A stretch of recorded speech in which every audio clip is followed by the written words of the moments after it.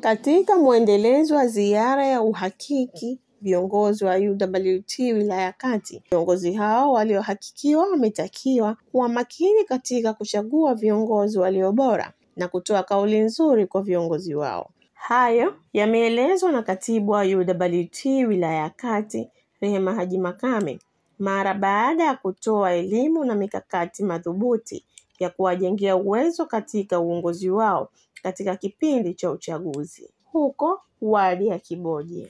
Kwa viongozi wote wale ambao waliohakikiwa na kujijua wao ni wapiga kura halali katika kura za maoni za ndani ya chama, wawe makini katika kuchagua viongozi walio bora, lakini wawe vizuri katika kutoa maelezo kwa viongozi wetu ili wachague kiongozi ambaye hawatajutia. Tutachagua na tutafanya kura za aina yake mwaka huu, ikiwa uchaguzi halali, ikiwa uchaguzi salama. Sambamba na hayo, mwenyekiti wa UWT wadi ya Kiboje amesema lengo la kufanya uhakiki kila mmoja apate haki na wajibu wa kupiga kura na kuchagua kiongozi anayemtaka. Lengo la kufanya uhakiki huu, kama tunavyojua, Chama chetu cha Mapinduzi ni chama ambacho kinachotekeleza haki na wajibu. Kila mwenye haki yake apate ashiriki katika uchaguzi.